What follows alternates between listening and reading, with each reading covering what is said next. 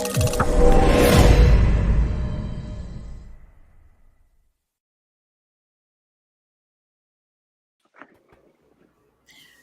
evening and welcome to the Wednesday Club, the Cheese Room podcast, on this lovely, not so nice, muggy, awful, close day, and sweating it out here with me tonight.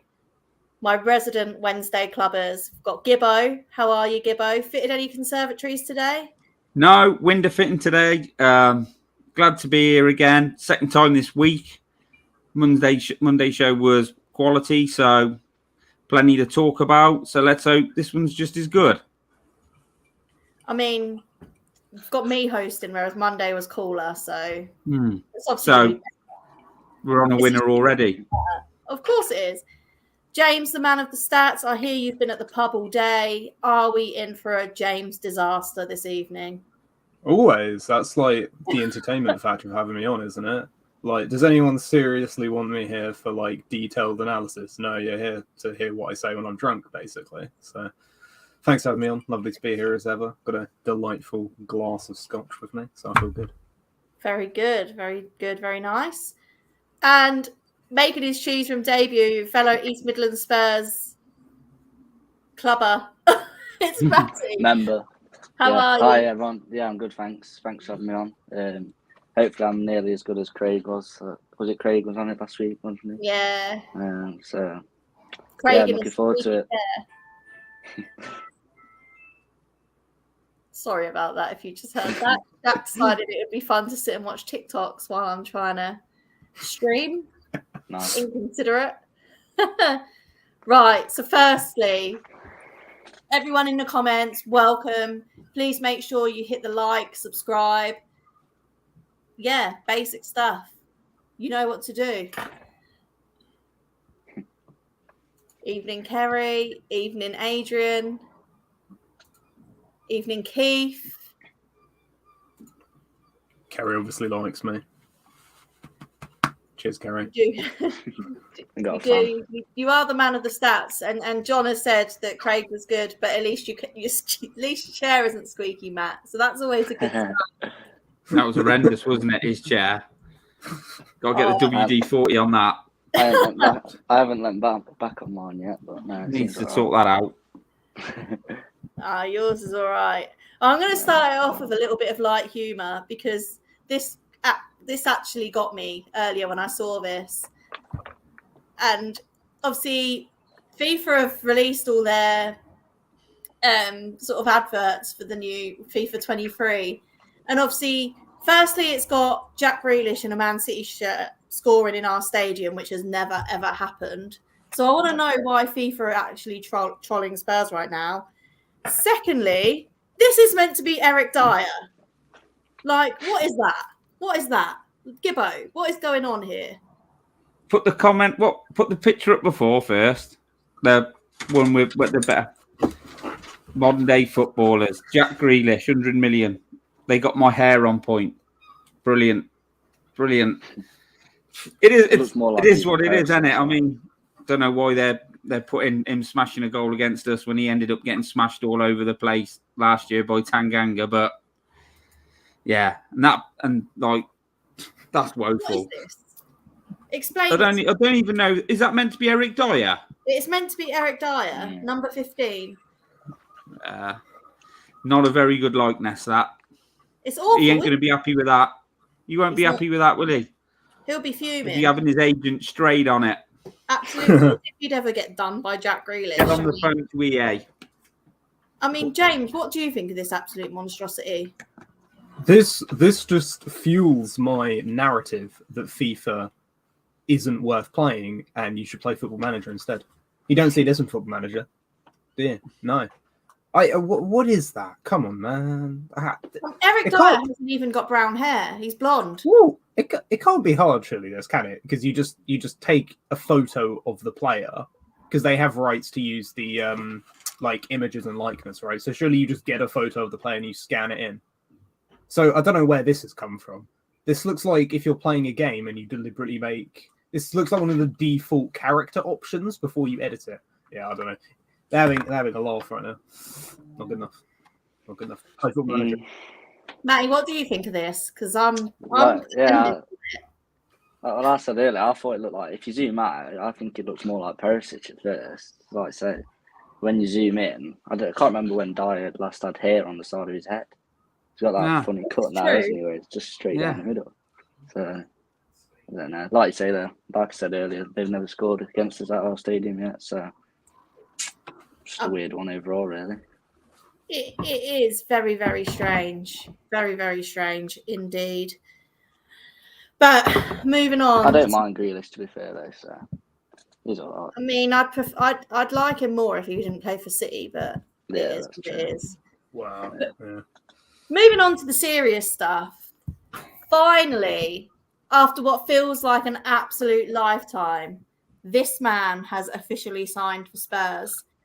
Are you happy that this is probably going to be the last transfer show where we talk about Djed Spence, Gibbo? Will it be, though? Will it be?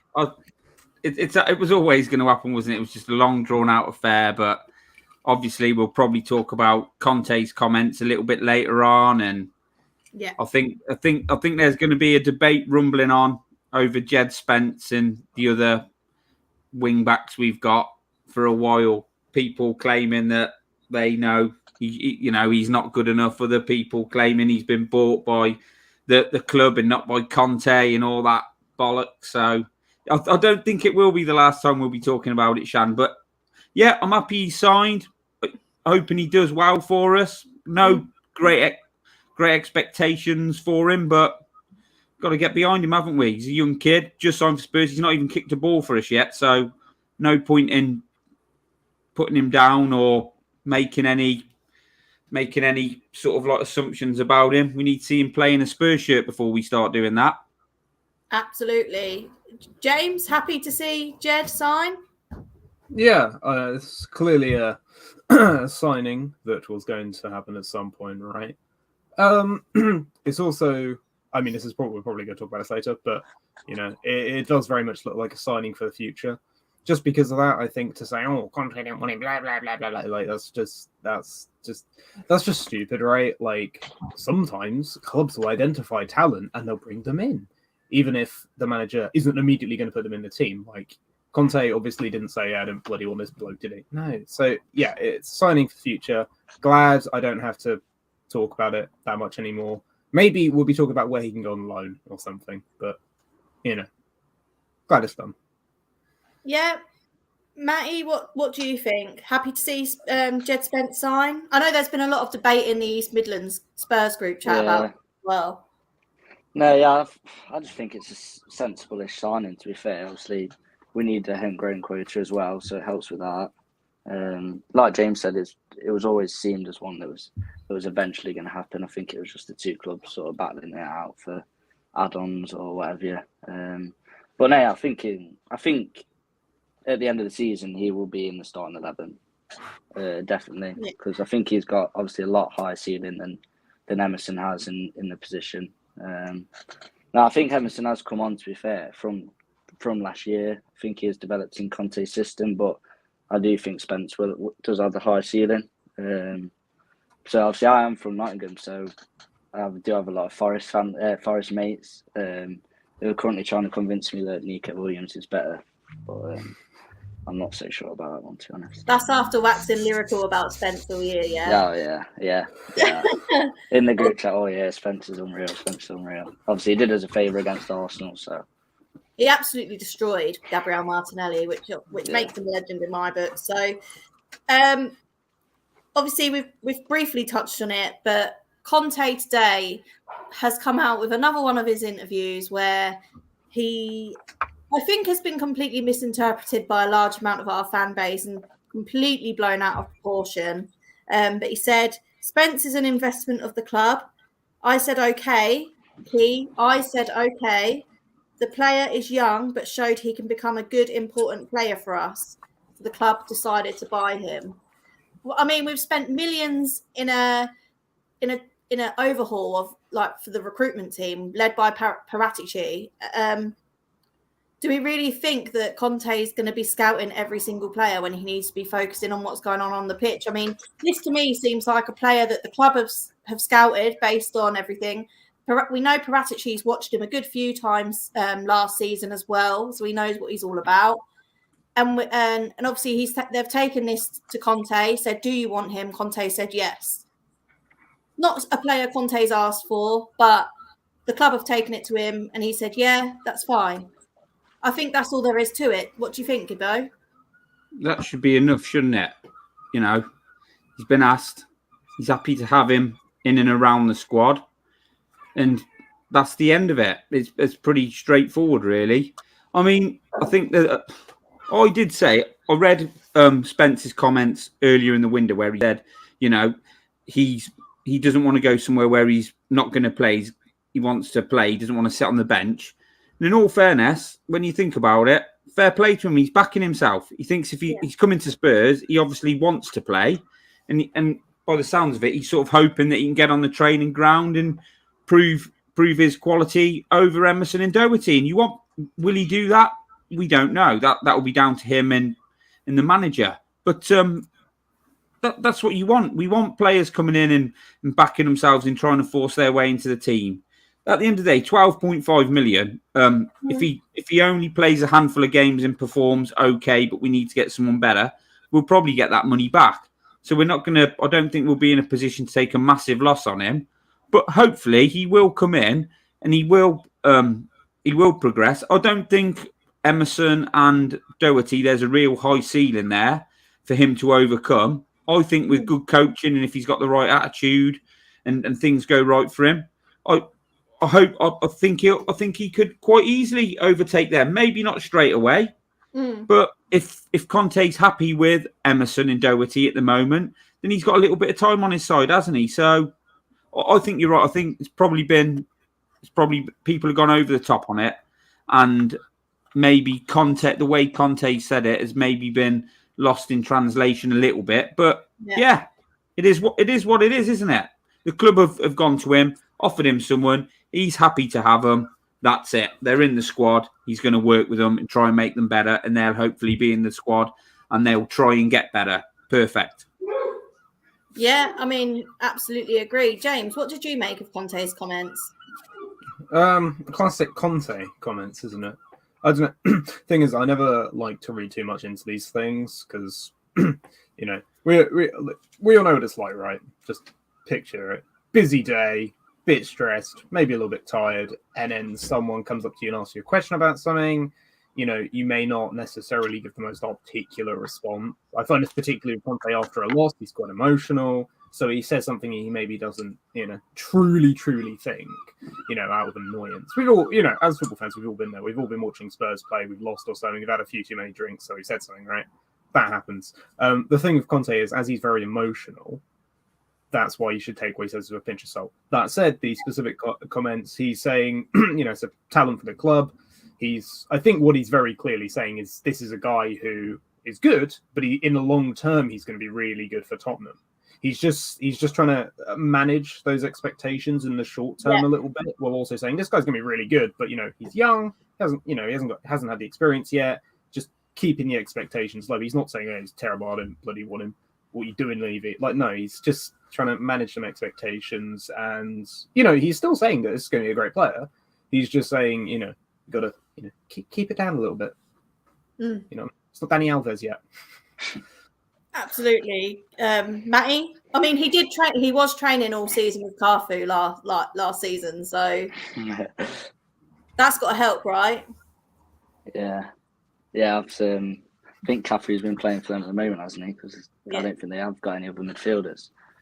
Forest, but now, I think what was touched on before. I think it's happened before as well with Pochettino. I think when foreign managers come, I think sometimes they aren't not very well, but I don't think they're as good at translating some information that they're trying to say. I think Pochettino struggled with that at times because when he first joined, his English wasn't great at all, was it? And I think sometimes he used to say stuff and then it got worded like differently to how he wanted to actually say it. So yeah, I think I think, like James said, Conte's just trying to protect Spence as well a bit. You don't want to come out and say, yeah, it's going to be raving about him and say how good he's going to be, and then, like say, if he has a few shaky games, then everyone's going to jump on the back, because you know what they're like. If people have a slow start, people are quick to jump on players' backs and whatnot. Happened to Emerson, to be fair, didn't it? I think his first game was Palace, wasn't it? When I think Zaha ripped him a bit in that game where we lost 3-0. We were down to 10 as well, weren't we? Yeah. So obviously, and then people had a quick opinion about Emerson. Same with Kulusevski, to be fair. I think he had like 2 20-minute cameos, didn't he? Yeah. And then people were quick to jump on him, saying he's not all this, not all that. And then obviously at the end He of said the he year, looked slow. Yeah. He said this bloke looks slow. Literally, after, I think on the first game he came on. Yeah. They said he looked like a cart horse, didn't they? Yeah. You can't blame anyone, to be fair. As well. Yeah, that was it. I think that he wasn't match fit when he first joined us, and he just needed them first few games to get back match fit.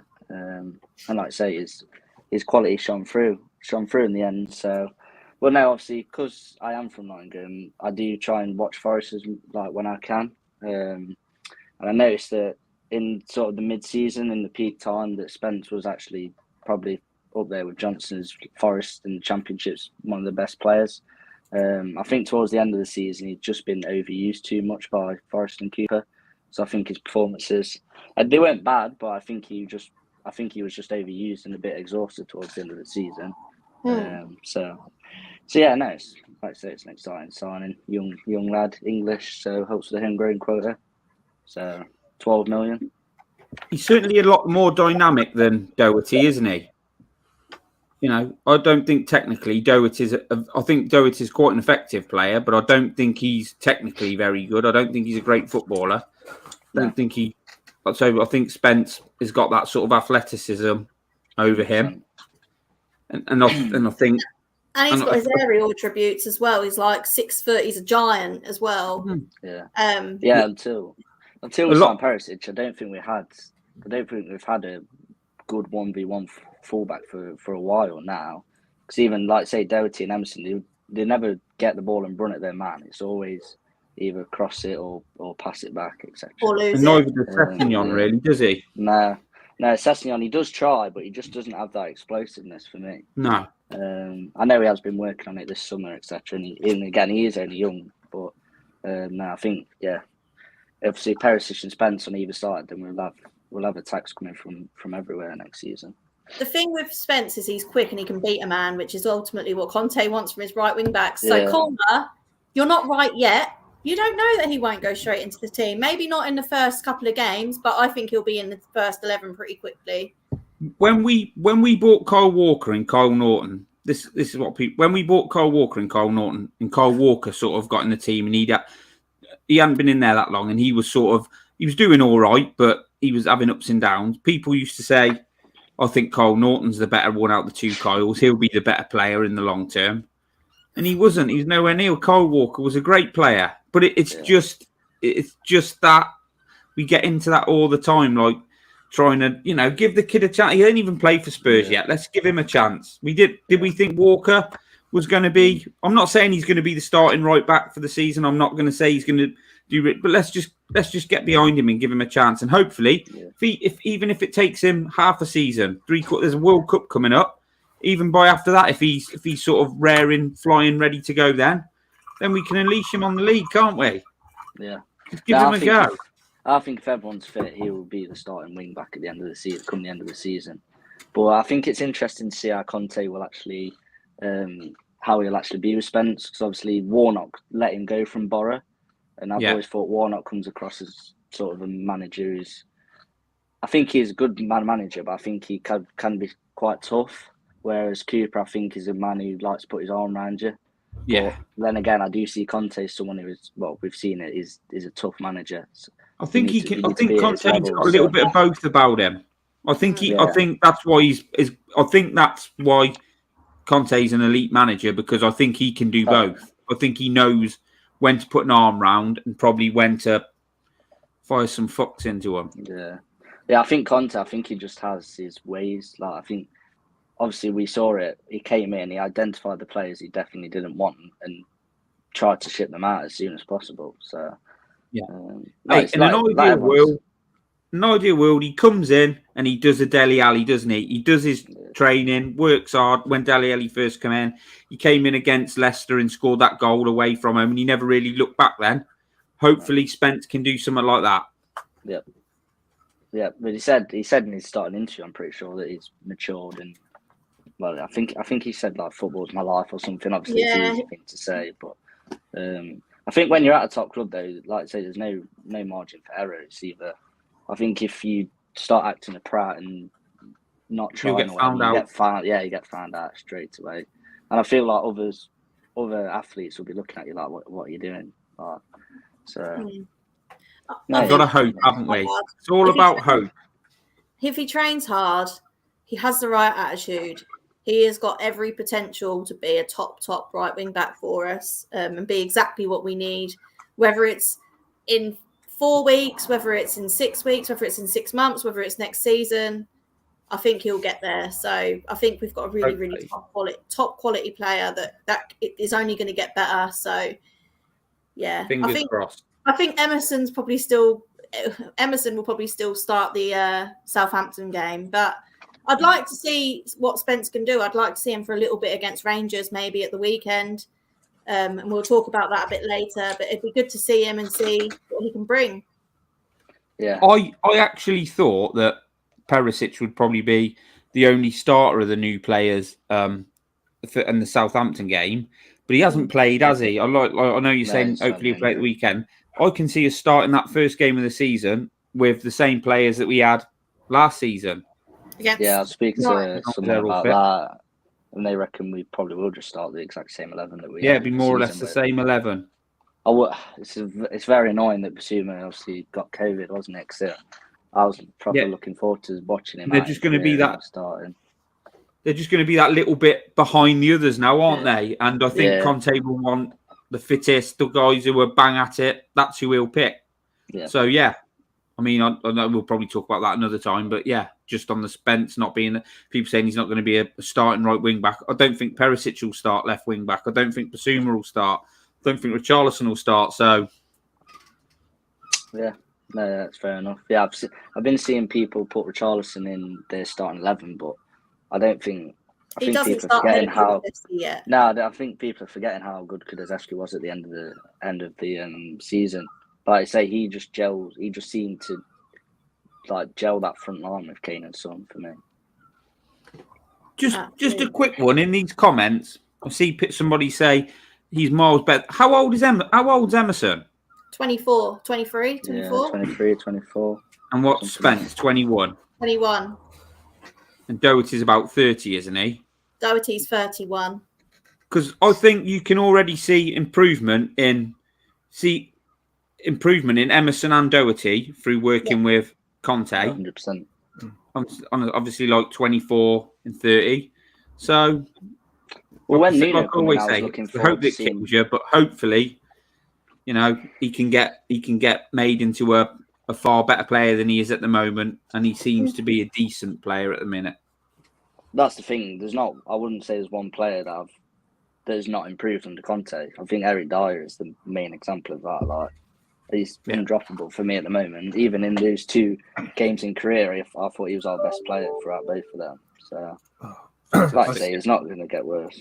Well, he's the only player that's played a full 90 minutes in pre-season already, isn't he? He's played the most minutes out of everyone. So that just goes to show how important he is to Conte. But moving on from Spence, there has been a bit of noise around maybe we won't be signing an attacking midfielder until we move some players on. So I'm just going to bring up this graphic that we've seen about 1 million times. So Japhet Tanganga, supposedly the first name on AC Milan's wish list. However, they want loan with option and Spurs want loan with obligation. I'm not sure that I like sending him on loan with an obligation to buy, because I think a season out on loan and he could still offer Spurs something in the first team maybe next season. James, what do you make of this? It's a strange one, that. because I was always under the impression that for Tanganga we'd send him out on loan to like reassess in a year's time, right? Yeah. Have an obligation to buy. It kind of just seems like Conte's looked at him and basically said, "Nah, don't think he'll ever be good enough." And then he's said that to Paratici and Levy, and they've taken his word for it. It does seem like an odd one that you would want an obligation. I suppose if it's just a case of he's not good enough now, and I don't think he'll ever be, that good, then at least if we can get some money for him, we can put that in the team. Does seem odd, but I suppose, worst case, let's say he does become quite good.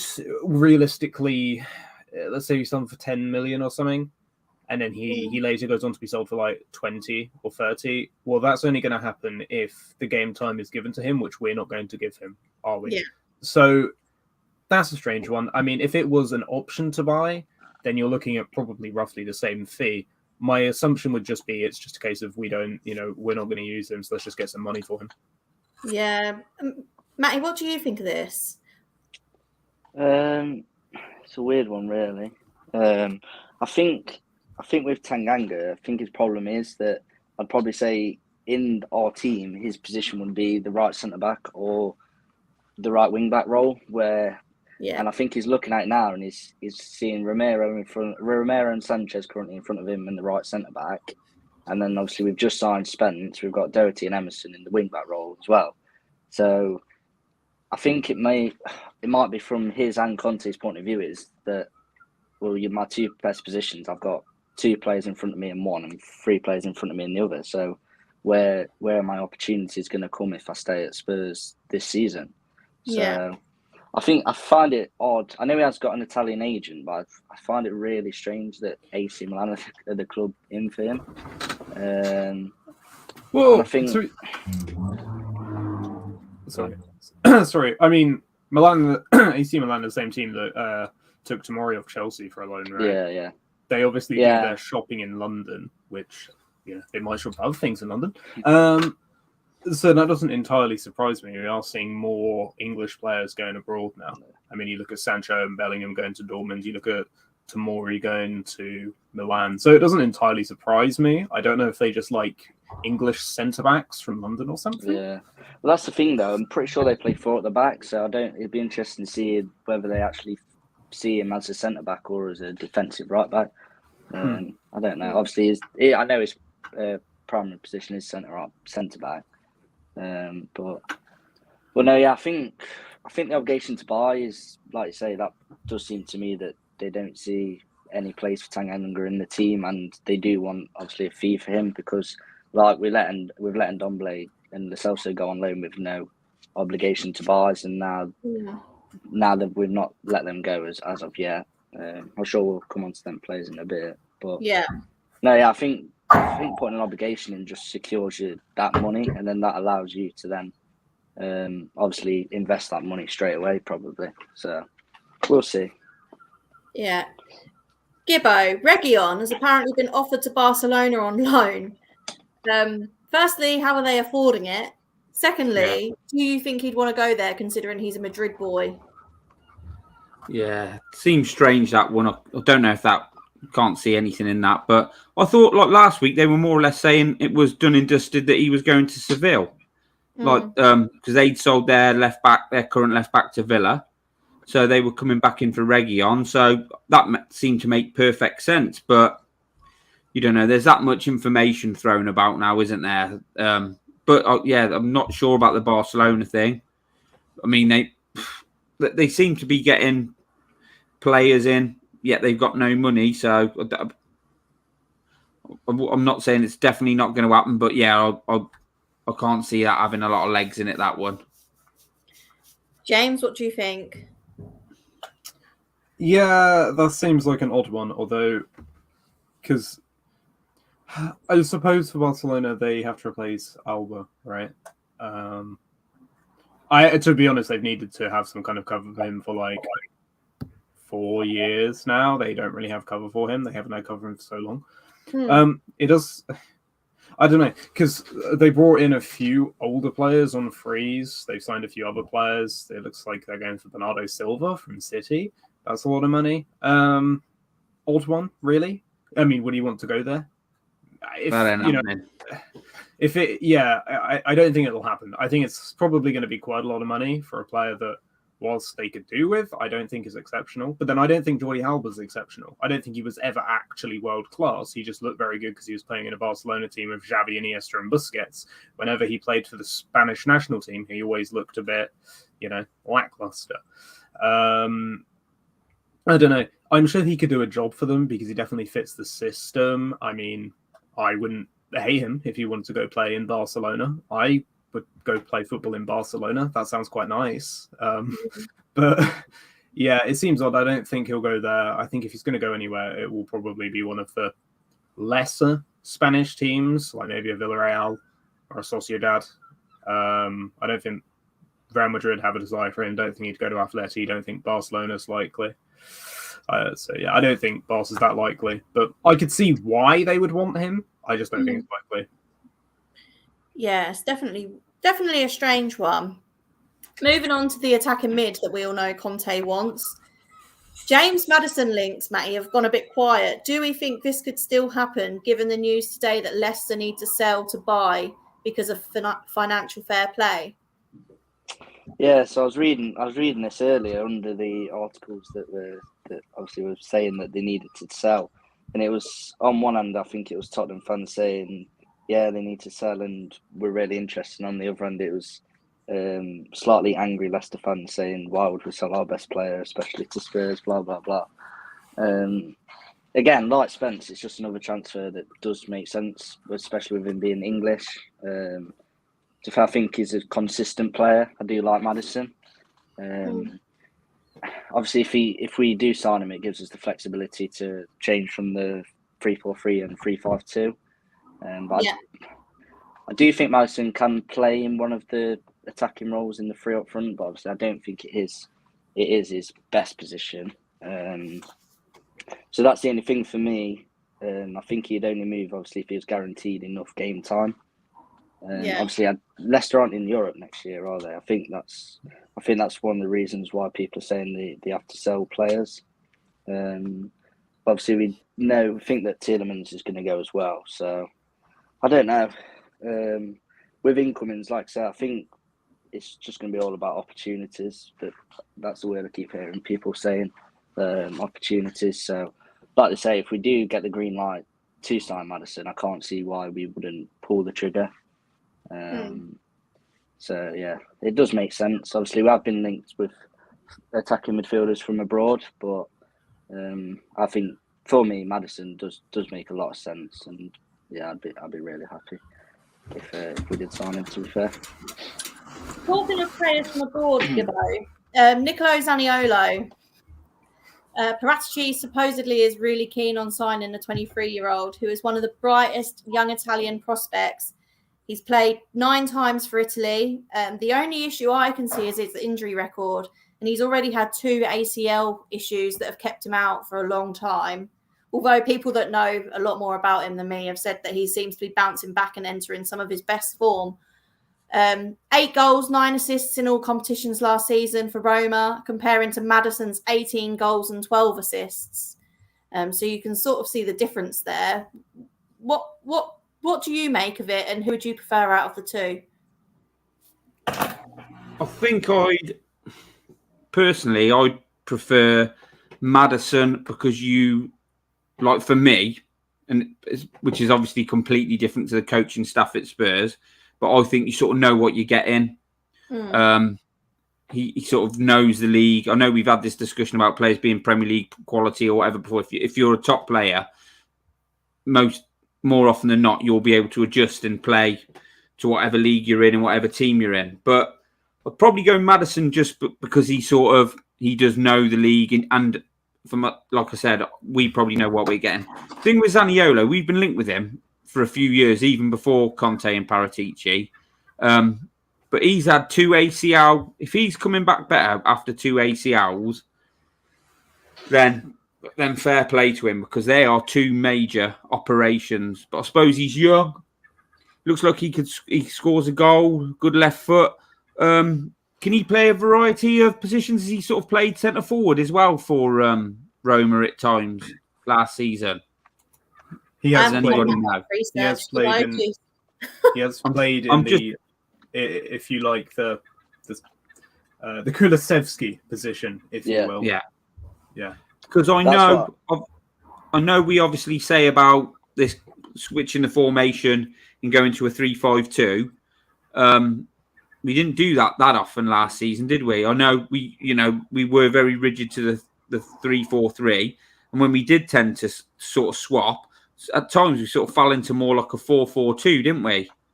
From what I remember, if that's correct. Yeah. But we played a 3-5-2 against Liverpool, Liverpool. at home.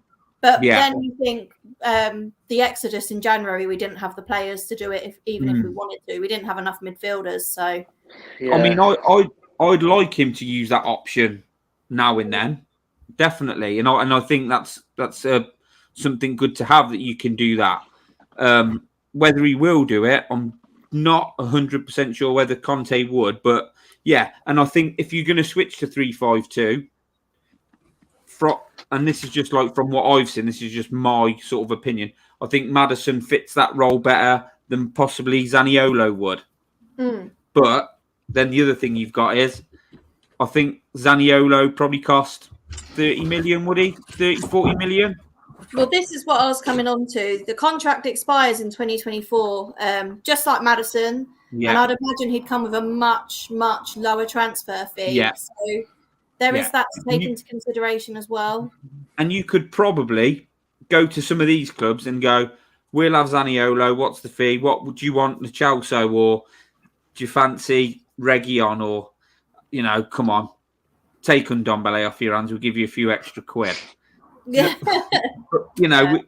I suppose you could do that more with them, whereas Leicester maybe wouldn't want to do those types of deals. I know we keep saying about possibly Winks going to Leicester, but obviously if you're a Leicester fan and you think we're getting rid of Maddison and bringing Winks in. But yeah, for me, if you're going to bring one out of those two and you're looking to switch to 3-5-2, if Conte's willing to do that, Maddison's the one. That's the thing that's the thing that I'd love to be in Conte's head and find out is, did he just not use it because he didn't feel he had the players to, or did he just not use it because he just doesn't want to use that formation?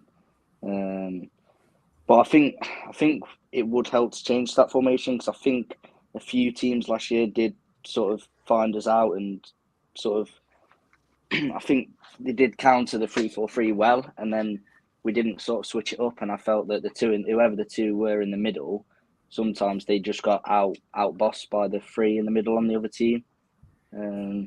So yeah, I think it would help to have flexibility, to be honest. And like you say, if we was doing that, Maddison would be better.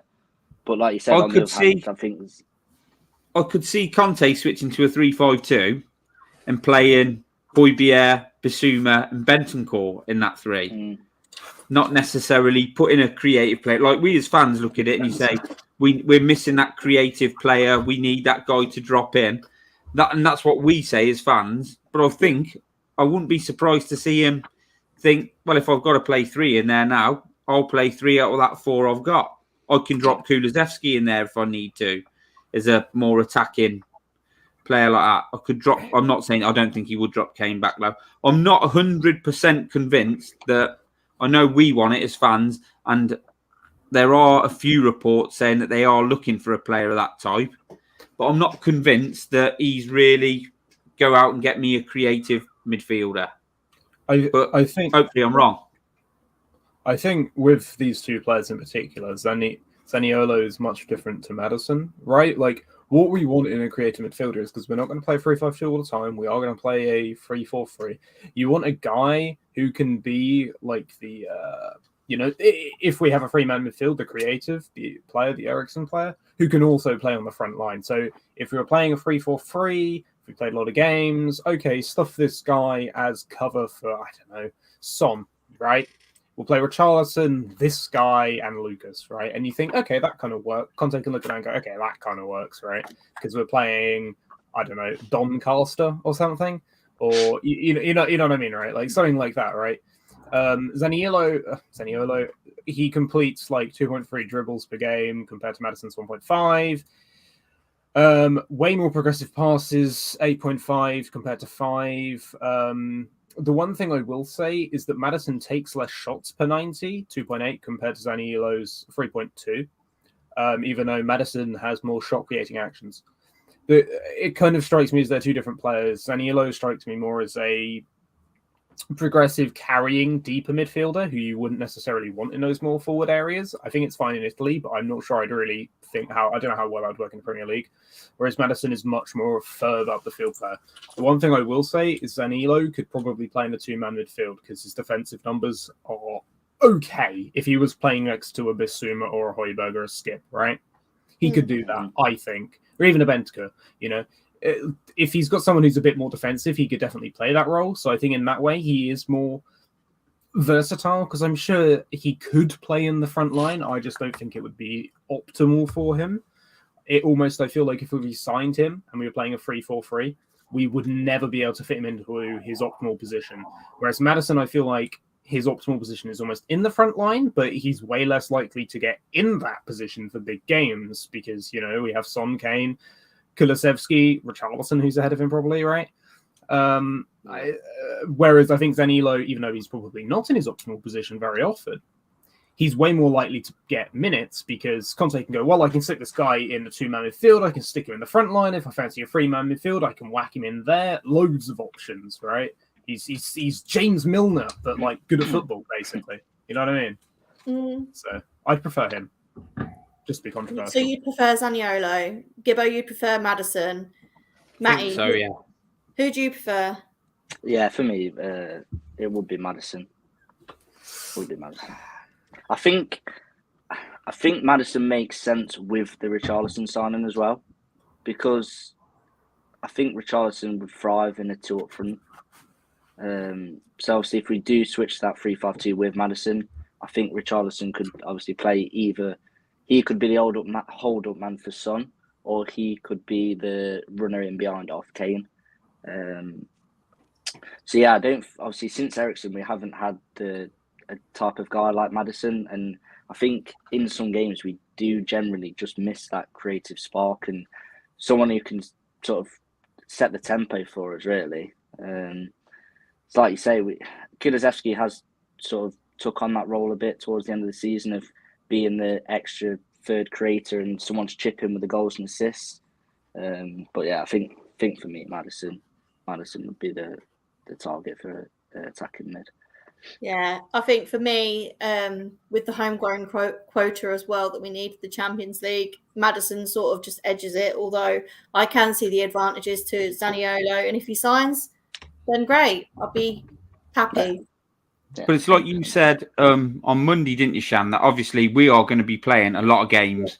We're trying to get away from this set 11, so people will have to miss out, and certain people will play games, and they might have to play in slightly different positions or slightly different formations. So, you know, either of those will get plenty of games in whatever positions or whatever systems we choose to play.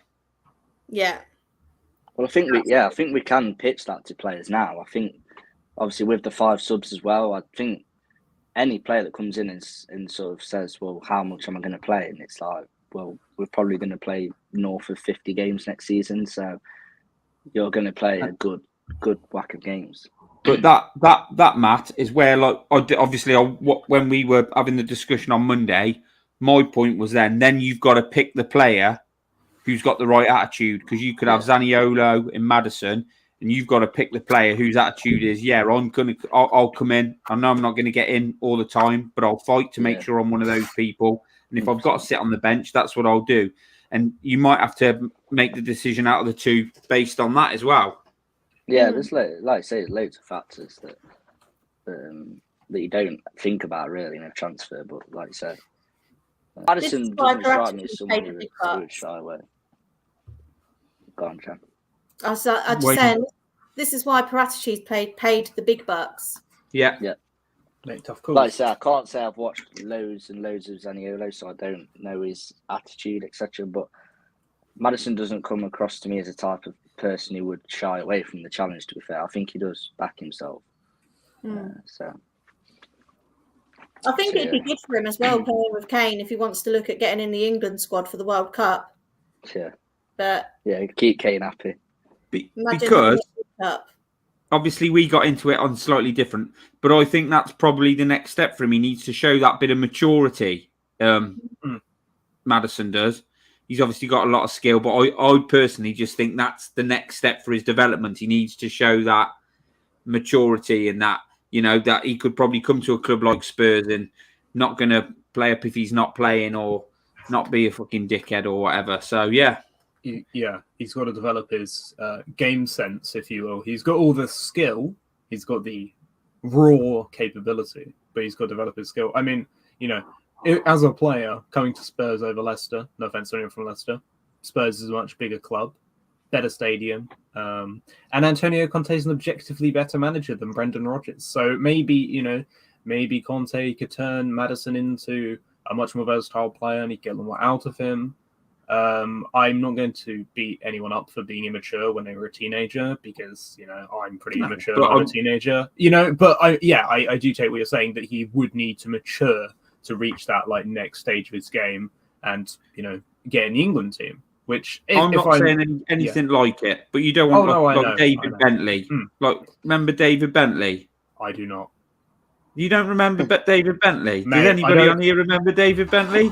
I remember David Bentley. Didn't he score that one really good goal? Yeah, he scored a really good goal away. He actually used to play for Arsenal, but he came in and like I think he was seen as like a right midfielder, but he could play in the centre.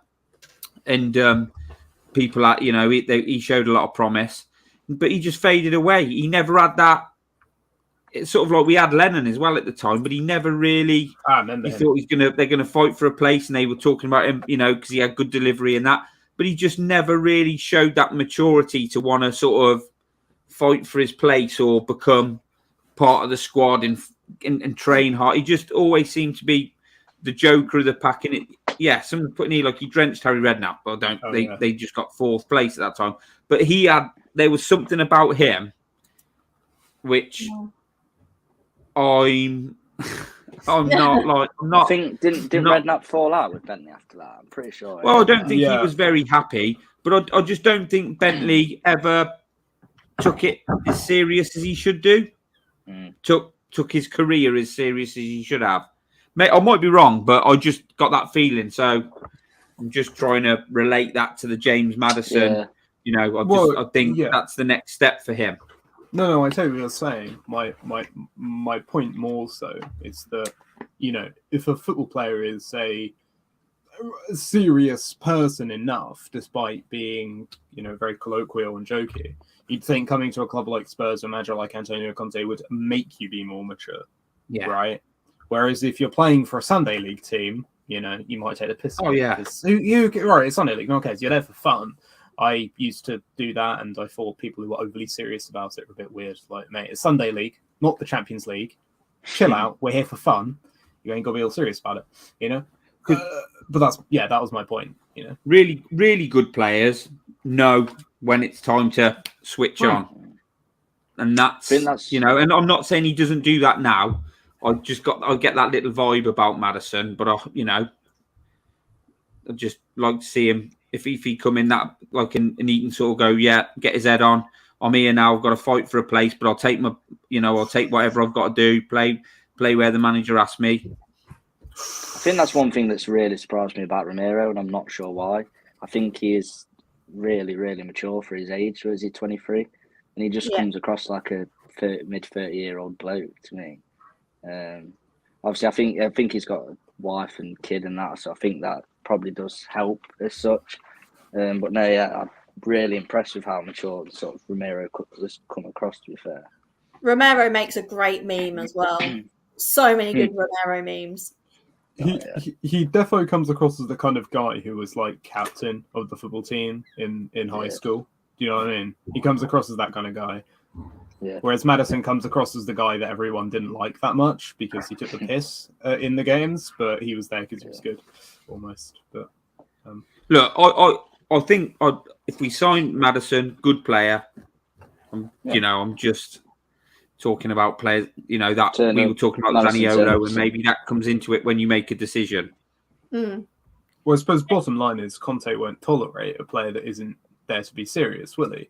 And I'm sure they would have discussions before, and Madison would realise this is Antonio Conte. This isn't some B-Tech manager. Yeah. This is the elite PhD from Oxford manager, right? You know, this is the guy who's serious, and I can't go there and dick around.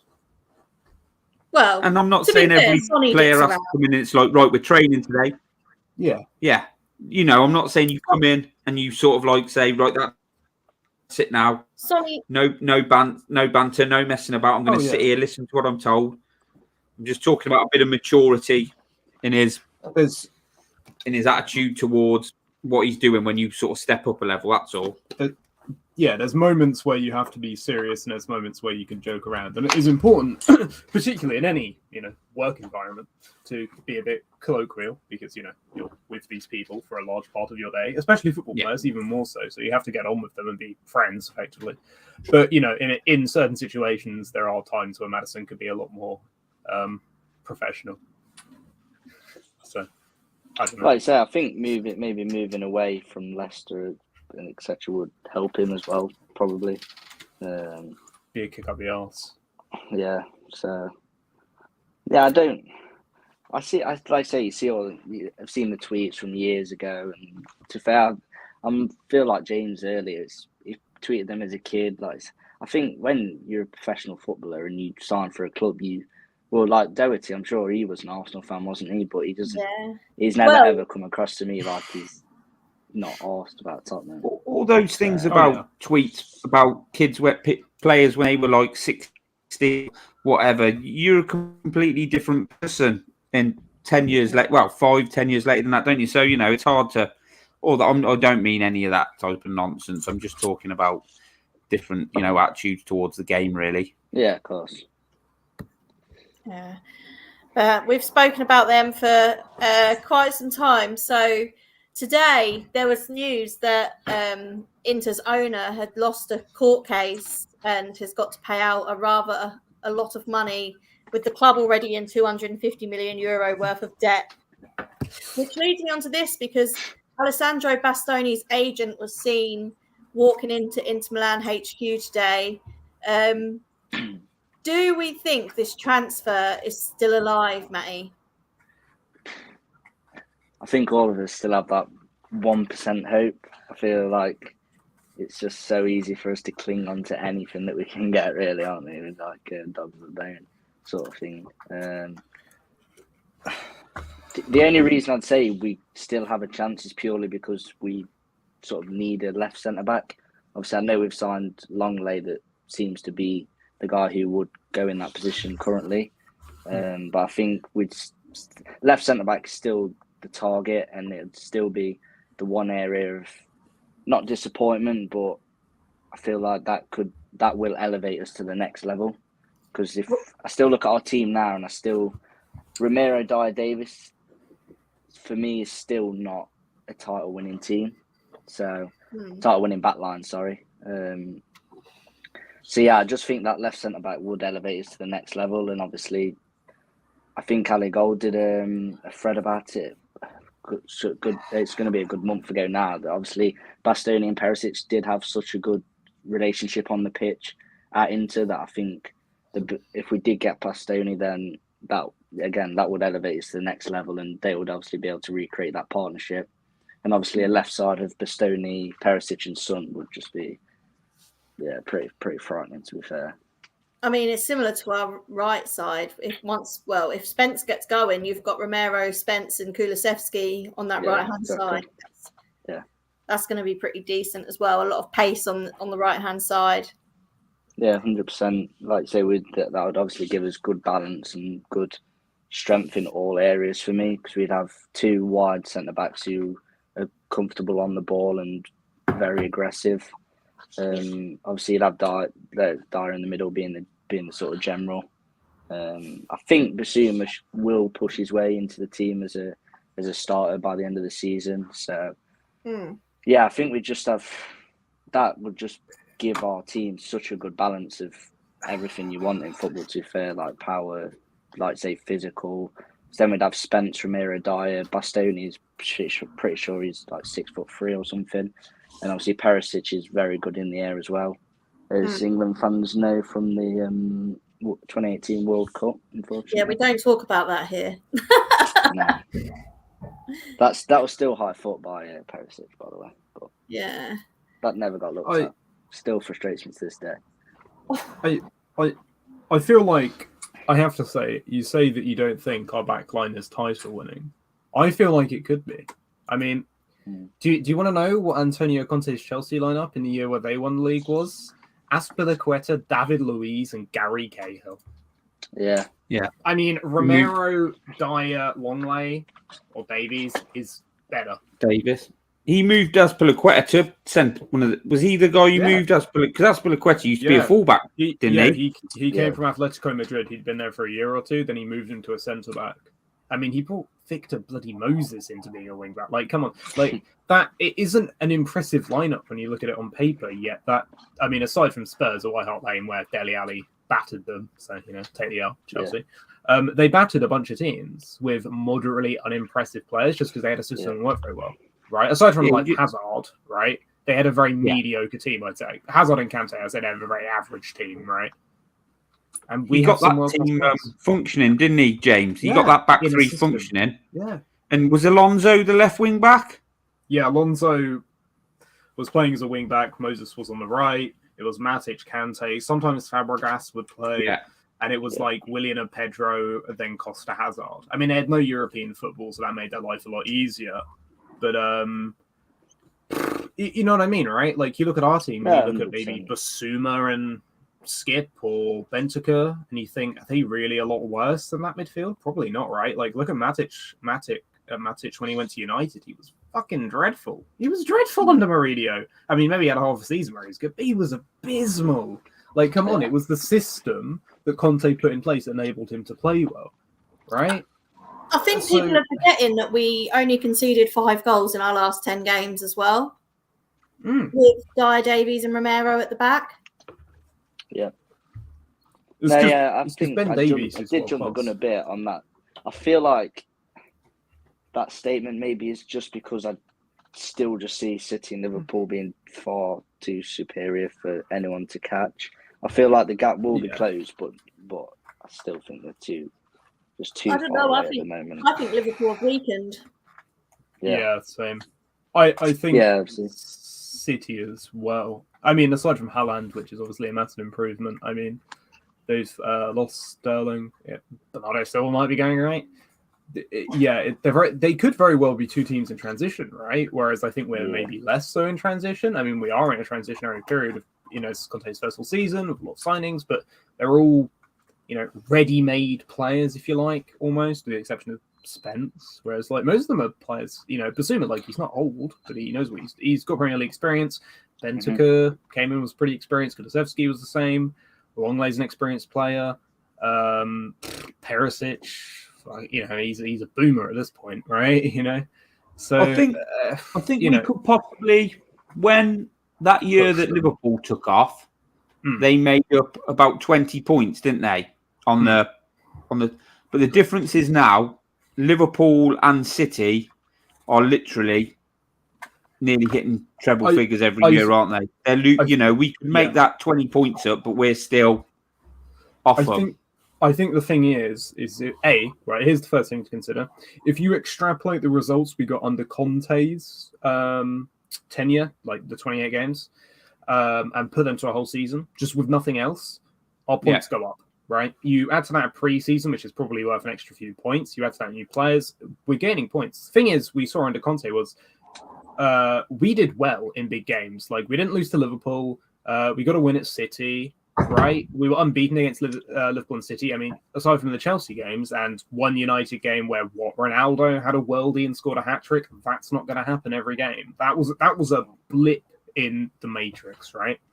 The thing that's weird about the Conte tenure at Spurs is that we're struggling against the so-called crap teams and we're doing well against the good teams, right?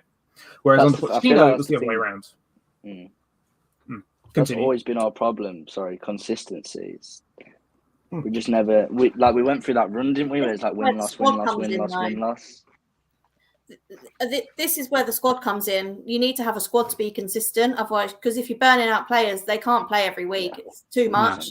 So to be consistent, you need to have a good squad that you can rotate and keep. But you need to have a squad all of a similar level, which is what City and Liverpool have, which is why they've been able to be so consistent. But with Liverpool, I can see that sort of. I mean, they've just spent 90 million euro on Darwin Núñez, who has the first touch of a ice machine. So he doesn't look too good, does he? But I mean, it is only pre-season. But like when we're talking about signings and that, I've never really. I've got to be honest. I've not seen very much of Bastoni at all. I think the only real game I've seen him play was for Italy, and he had his pants pulled down by was it Argentina? He came in after Chiellini, and he had his pants pulled down. Now, can't base it on that. That was the same side as when England got beat. I see a lot of fans saying, we've got to get this bloke. Yes, this is the man. Bloke will transform us. But is it because he's from Inter Milan and we're talking massive figures?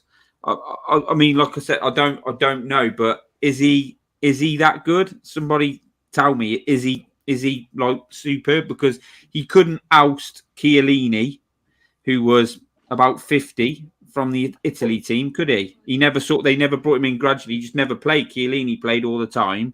And then when he retired, they put Bastoni in, and he had a stinker. If you can't base it on one game, but is he the real deal? Is he that good? I think the fact that Conte trusted him. Milan. I think the fact Conte trusted him at a young age and is seen to be one of his two top targets at his next club, that indicates enough for me, to be honest. To think, because like I say, I'm with you. I can't say I've sat there and watched hundreds of Inter's games. Obviously, I've watched them in the Champions League, etc. That watching them in the Champions League made me really, really excited about Perisic, because every time I watched him, he was, especially against Liverpool, Trent didn't know what to do. I've seen like Perisic play over the years. I've seen enough of Perisic to know that we've got a player here. It's just that obviously lots of people, I don't know how much people have watched of Bastoni to say he's brilliant. Or people, that's the guy we want, but they've never really watched him. Do you get what I'm saying? 100%. And I think it is sort of one of the Twitter, say Twitter bandwagon. It's like, someone I need Bastoni in my team. Yeah, how many times have you seen him play? Well, twice. Someone will say, "Oh, this player's crap, shit, whatever," and then everyone will be like, "Yeah, he's crap." Like Emerson, yeah, exactly.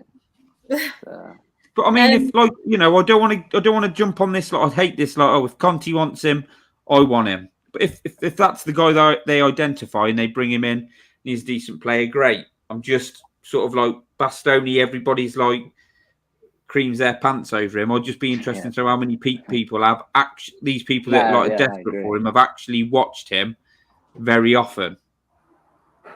Yeah, I think that's a good time to move on to this man.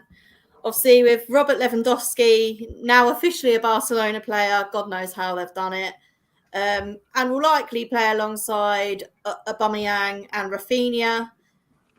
Surely the noise around Memphis Depay leaving will crank up. If the deal is right, would you take him, James? Definitely, yes. I really rate the pie, actually. I think he'd have been a good option for United a few seasons ago, funnily enough. I know fans don't like that because they don't like regressing or going back to old players. He did a really good job in France. It was an odd signing, I thought, for Barcelona when they signed him.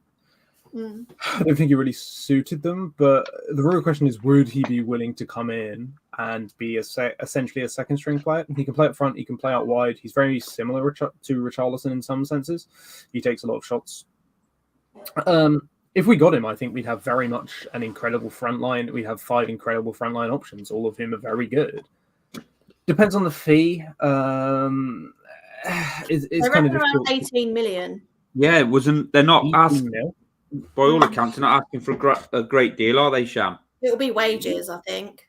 Well, yeah, and we won't go ridiculous with wages, which I have to say is something I agree with. We shouldn't pay Hmm. ridiculous wages. Fuck yeah, sign him.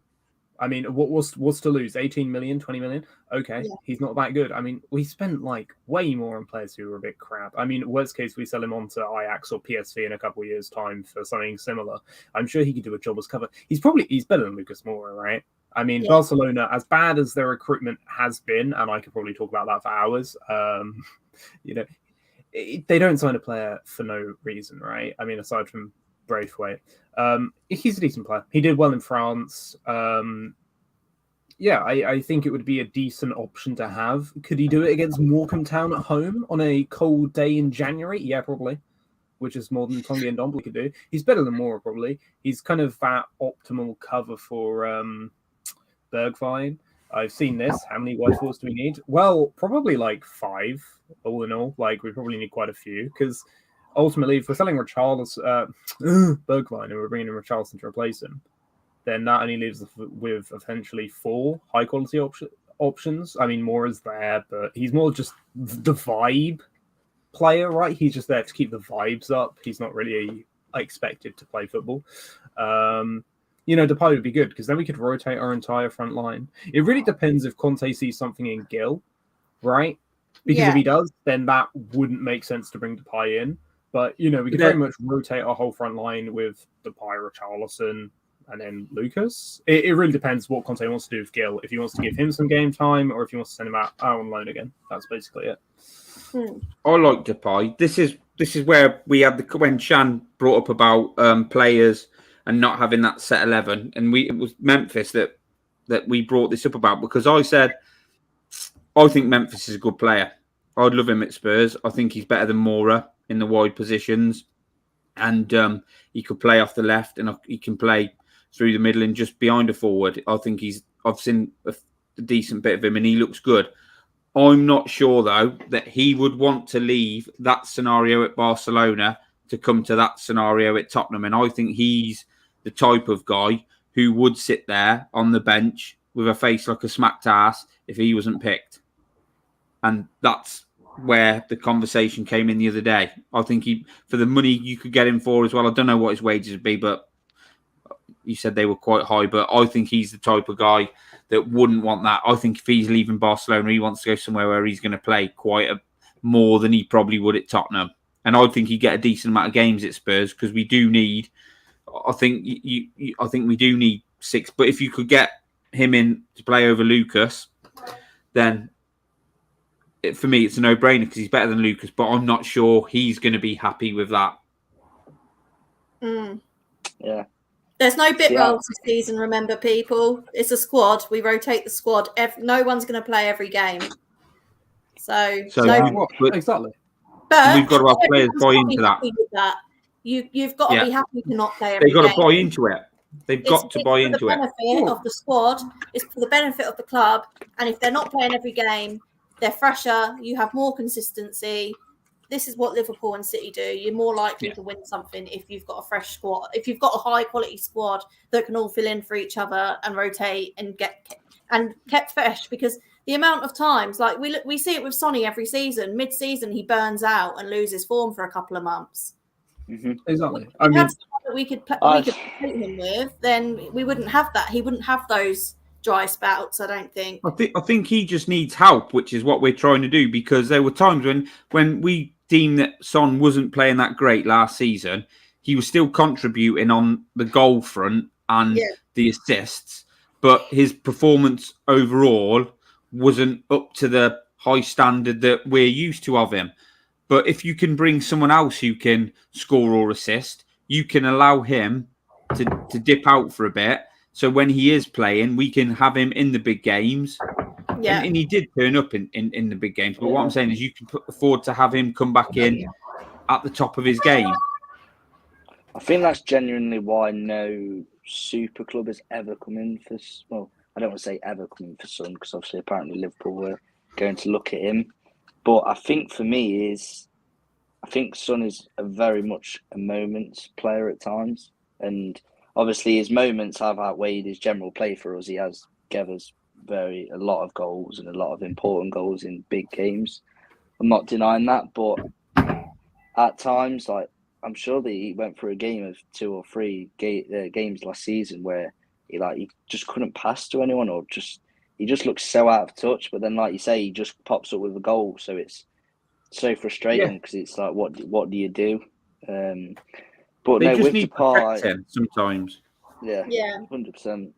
He needs to be able to be rotated. It's the same with Kane. Yeah. They can't They play will play. Yeah. Kane and Son will play the majority of the games because they are two world-class superstar players for us. But there will be times when we need to give them a break, because if they weren't saying about Kane that he was on the edge of sort of like major fatigue, and that's when injuries occur and that. So there will be times we're going to have to do that. And they will, but those two will play the majority of our games. Very rarely will we not play them. But they need to be in a position where we can protect them and bring them off, or maybe play them off the bench. Yeah, definitely. Especially, say, if you've got Barcelona at home in the Champions League on Wednesday, and then, say, Fulham at home the following Sunday. The only thing for me is that, personally, I think if we're going to sign another attacker like Depay, I'd rather just go out and get a number 9. Just get a number 9 to then physically replace Kane. So like we say, we've got Richarlison for the left, Lucas for the right. I think Richarlison is a number 9 by trade, really. I think he's more covered for Son, but I think he obviously has played that role for Everton and he has played it fairly well. So I think, like you say, I think they can shoehorn him into either position. He plays as the striker for Brazil as well, doesn't he? Yeah. I think if you asked Richarlison, where do you want to play? I think he'd say centre forward. Yeah. Yeah, that's but fair. But good for Spurs that he can operate in. Obviously, as we all said when we were signing him, he can operate in a few different positions. I think his best position for us will be out wide, personally, purely because of Kane's play and how Kane will help Richarlison. Maybe, yeah. Any player that plays with Kane and Son is going to look better than they are. Yeah. Unless your name's Lucas Moura. Bless him. Yeah. And the Moura slander. He's there for good vibes. He's the vibe master. Come on. Yeah, for me, I would only sign Depay if we sold Lucas, but I can't see us selling Lucas. No, Lucas will go on a free. I just think he is that guy. Lucas he's just going to be out of contract and just hang around the club. He's just going to be like, hey guys, you don't have to pay me, I'll just show up. He's going to do the Danny Rose. When you go through it, we've got Kane, Son, Kulusevski, Richarlison, Lucas. So I think we need another. I'm not saying we desperately need him, but if we got another body and say that was a good deal, you could get him on a good shout, then you could do that. That's 6. And then, because if we're going to have a lot of games, and if it got to the point where we were really struggling, Perisic can play as one of the front 3 as well. Yeah. I think so. I always forget about that. The ideal would be to have one of the guys who can be in the front line, one of the guys who can play in the midfield, right, for versatility. That's where Maddison makes sense for me. Oh yeah, it's same as Danilo. Like they both make sense because they can play in either position. I think you are ham-fisting yourself a smidge with a player like Depay, but at the same time, it does very much say, Conte can look at his bench and go, brilliant. I can bring on Depay, Richarlison, a Højbjerg, a Skip, or a Bentancur. Like I've got options here. It's not Harry Winks or Lucas Moura. I have a lot of options I can bring on to influence the game. I don't think Depay is. I don't think Memphis. I don't think he'll be coming to Spurs though. No, I don't either. I'm just saying I think it would be a good option. Yeah, and I think, like was mentioned before, I just think he's a bad egg. I just get that vibe from him that he's just not. And I think he probably will look at Bergwijn last season and think Bergwijn didn't really ever do anything wrong. He just never got the game time that he would have liked. So I think Depay would probably look at that as well and think, I know he's saying that there's a lot of games, big squad, etc. Like that is true, but I just see Depay as the man wanting to be the main man in the team, not a bit part player. Yeah. Yeah. So Moving on, we've got Gibbo's got a very exciting weekend as he is travelling up with the boy for Rangers away. Are you looking forward to it, Gibbo? Yeah, I can't wait.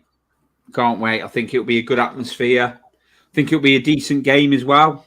I think, obviously, people say there's no such thing as friendlies, but really, professional footballers do use them to get miles in their legs. But I think Rangers won't want to lose that. They had a good result against West Ham, didn't they? Was it yesterday or today? 3-1, yeah, yesterday. Yeah. So I think, yeah, it'll be a good test. I'll be interesting to see. I think these two friendlies now, I think we'll obviously, as you do, but I think the team will be a little bit more maybe settled in the substitutions. They'll have a lot of substitutions, but I think the starting lineups might be a bit more settled. But I'm not sure if Basuma, because he came back Tuesday, didn't he? So I don't know if we'll see him. I'm not sure who we'll see. Out of the new players, I'm not sure who we'll see start that game. Maybe Lengley, because he had signed, hadn't he, before he just couldn't go on the tour. Maybe Perisic get some minutes. He's gonna, he's 45 minutes in his legs. I think Conte said he'll give him and like Rodon, who couldn't go, he's going to need. Is he going to get any minutes? So yeah, I am buzzing for it. Yeah, we're going up on the Friday. Me and my son staying in Carlisle overnight on Friday, watching the game, and I'll drive straight back because he's playing Southampton on Sunday and he doesn't want to miss that. So busy, but yeah, really looking forward to it. Yeah, I think it'll be a good game, like you say. I think I read earlier we're playing for the Walter Tull, is it? Yeah, the World Cup. yeah. So first trophy. Yeah, there's a trophy to be played for. Dust off that cabinet. You can go right next to the Peace Cup. Just put a tenner on Rangers to win. I don't think I'd ever bet anything on Rangers to win. My soul could not allow me to. It's good though, eh? Right? These games. Both tremendous fixtures. Hope you enjoy the game. It'll be a good atmosphere, I think. Be a good atmosphere. It's a good game to have. It'll be a good test. Yeah, I hope we win 15-0. That'd be nice. Make sure they all go home disappointed. Hope we all go home very happy. It's a good fixture. I didn't realize they'd beat West Ham. Fair play. Apparently they really outplayed West Ham as well. Well, to be fair, it's West Ham. Who are they? Mid-table team. Who cares about them? Mediocre. Small team, like Arsenal, right? Small teams. It's the second one as well. This Roma friendly. Yeah, that's not friendly. Jose. I don't think Jose and Conte see eye to eye, do they? Jose will want to win that. He'll probably it could be a right shit game because he'll probably just stink the joint out and just try and nick it. Well, they are the Conference League champions, so we should be afraid.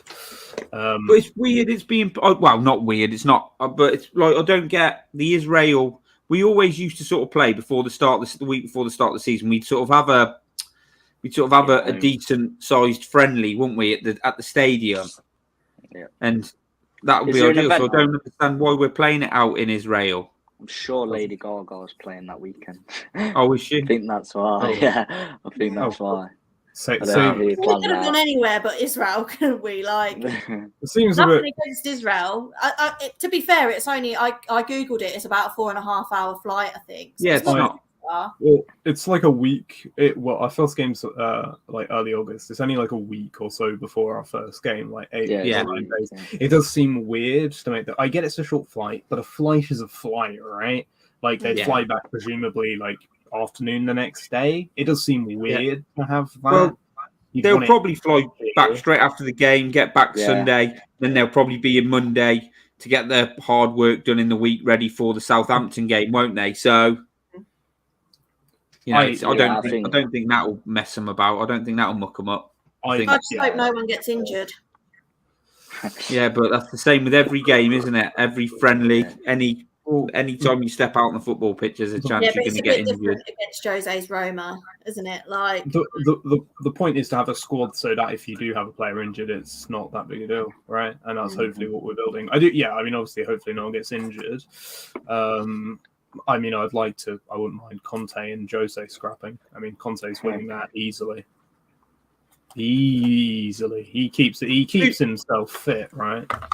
2 decent friendlies, hopefully pretty competitive to get the players on their toes. Like you said, hopefully you come through with no injuries, but you're always taking that risk the minute you step on the pitch. Get some of the players who haven't played, hopefully sort of getting a few minutes in them, and then come to that Southampton game, we'll be raring to go. buzzing for that, by the way. I've obviously got my season ticket. Gibbo, you've got your tickets. I got a ticket in the South Stand, safe standing area, so I'm looking forward to that. I've never been in there either, so That's in the good. safe standing part, I've been in the South Stand. But I will be at work on that game, so hopefully I can sneak watching it on my phone. you can watch it on CFAX. Have they not got a telly for you to watch it on CFAX, James? Nah, mate. Although, do you know what we do have? We do have aircon, which is quite nice. Oh. Although, I will announce from September, as I will not be at work from September, and will indeed be about to prepare my university studies, I will be watching every Spurs game, so just the first couple. Although the Chelsea game I will be able to watch, so it's not that big a deal. You don't know the joys of watching CFAX waiting for the scores to come in, do you? But you've never seen that. Is that teletext or something? Yeah, that's it. Yeah, I know what that is. Yeah, I've seen that. I remember You've being seen at, that? my grandparents, not my dad's side, my mum's side. I remember being at their house in London and seeing that on the telly and being like, what the fuck is this? Like being really small. Like so small the memories are a bit hazy. Yeah. Pardon? But your holidays on that as well. Oh yeah, I remember being told about that. Like you used to you could sit and deals for holidays would come up. And I just think that's wild. People used to get some real good deals on holidays on teletext. Crikey. That's nuts. No, but when I used to play football, like some clubs didn't have Sky, they wouldn't pay for it. Or I don't even think they had didn't even have Soccer Saturday really. Then it was just the BBC's final score, and we used to stand there the telly at the bar, and on the telly you just have the old black CFAX with the scores on, and then you'd have to wait for it to go from page 1 or 3, 2 or 3. So that's how we used to do it. So it's like standing at Victoria train station. You're waiting to see what time your train's coming, basically. Yeah. But for football. Now I know how you felt. Okay. Right. I have a clear understanding. Matty, will you be at the Southampton game? Some prat decided to book a holiday and didn't think about Tottenham fixtures at all. So I'm away for that, but I am going to the next 2 home games. So that'll make up for it. That's good. Yeah. We can forgive you. Pretty sure wasn't Southampton our bogey team last year? Yeah. Pretty sure we drew, didn't we, away from home? We drew away. We drew away from home. They had 10 men for ages though. 10 men, yeah. And then they beat us 3-2, didn't they, at our place? Yeah, we threw away a lead in the last 10 minutes. 2-1 up. Yeah. So hopefully we can correct the score this year. So yeah, I reckon it'll be all right. We'll be all right. I was at that Southampton home game and it was very, very depressing. And the drive home was even worse. Didn't it start to really lash it down towards? It was pissing it down, yeah. Yeah. I had a ticket for that game, but I gave it away because I couldn't make it. Thank God. Driving up, getting out of London onto the North Circular and then onto the M11 took me ages because the rain was coming down so heavy you couldn't actually see where you were going. It was hideous. Yeah. Driving back from Burnley was the same as well. Those 2 games stick in my mind as not being very pleasant. But I think, years ago, when in the 90s, I used to go a lot and used to drive. We had games like that all the time following Spurs. They're not as a regular as occurrence now as they were back then. But when we lost that Southampton game, we lost to Wolves, didn't we, on the Sunday as well? 2 real shit results. So, yeah, hopefully we can get the better of Southampton this time. Get off to a flyer. Yeah. Fingers crossed. My favourite away day drive last year was after the Leicester game. Very enjoyable. I bet that was Even good. though I think I was stuck in traffic for ages, but I wasn't bothered at all. After the Leicester game, I was in an ambulance going to hospital with COVID. Oh my god! So my experience was very different to everyone else. Did you just make them hold on until Bergwijn had bagged that last and said we'll go now? I was on the phone to 111 when Bergwijn scored both goals. So where did that come from? I'm all right now. Oh, that might have been my fault. But yeah, no, not good. Apologies.